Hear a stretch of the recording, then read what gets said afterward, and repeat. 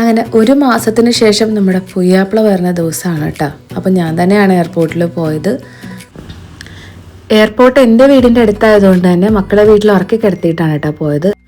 പോരുന്ന വഴിക്ക് ഫുഡൊക്കെ കഴിച്ചിട്ടാണ് നമ്മൾ പോകുന്നത്. ഇന്നാണ് കേട്ടോ എൻ്റെ കൊച്ചാപ്പാട മോളുടെ ഹൽദിയാണെന്ന്. നാളെ നിക്കാഹാണ് നടക്കാൻ പോകുന്നത്. എൻ്റെ വാപ്പാട അനിയൻ്റെ മോളാണ് കേട്ടോ.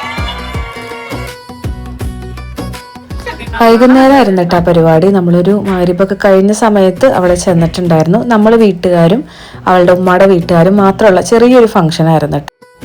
കൊച്ചാപ്പ മരിച്ചിട്ട് ഇപ്പോൾ 1 വർഷം ആവുന്നേ ഉള്ളൂ കേട്ടോ. അപ്പോൾ അവിടെ ചെന്ന് കഴിഞ്ഞപ്പോൾ ആളെയാണ് ഏറ്റവും കൂടുതൽ മിസ് ചെയ്തത്.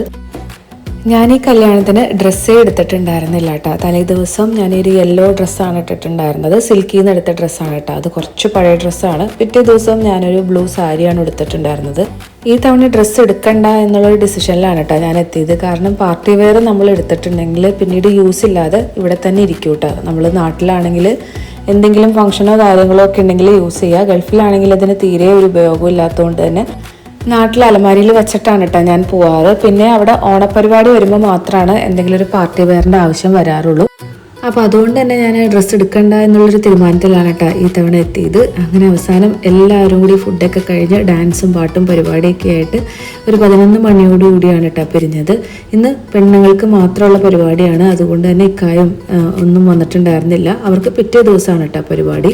ഹാസിമ മാത്രമാണ് കേട്ടോ എൻ്റെ കൂടെ ഉണ്ടായിരുന്നത്. കുറച്ച് നേരമൊക്കെ മൂപ്പര് കളിച്ച് തിരിച്ചൊക്കെ നടന്നെങ്കിലും പിന്നെ വീട്ടിൽ പോകണമെന്നും പറഞ്ഞിട്ടുള്ള ബഹളമൊക്കെ ആയിരുന്നു. അങ്ങനെ പാട്ടും പരിപാടികളൊക്കെ ആയിട്ട് ഞങ്ങൾ എല്ലാവരും കൂടി ഒന്ന് ഒത്തുകൂടി. നാട്ടിൽ വന്നിട്ട് കാണാത്ത ഒരുപാട് പേരുണ്ടായിരുന്നു കേട്ടോ. അപ്പോൾ നമ്മളെല്ലാവരും കൂടി അടിച്ചു പൊളിച്ചൊരു രാത്രിയായിരുന്നു. അപ്പോൾ കല്യാണത്തിൻ്റെ വിശേഷങ്ങളൊക്കെ ആയിട്ട് അടുത്ത വീഡിയോയിൽ കാണാം. അപ്പോൾ ഇന്നത്രയൊക്കെയുള്ളൂ. നാളെ കാണാം.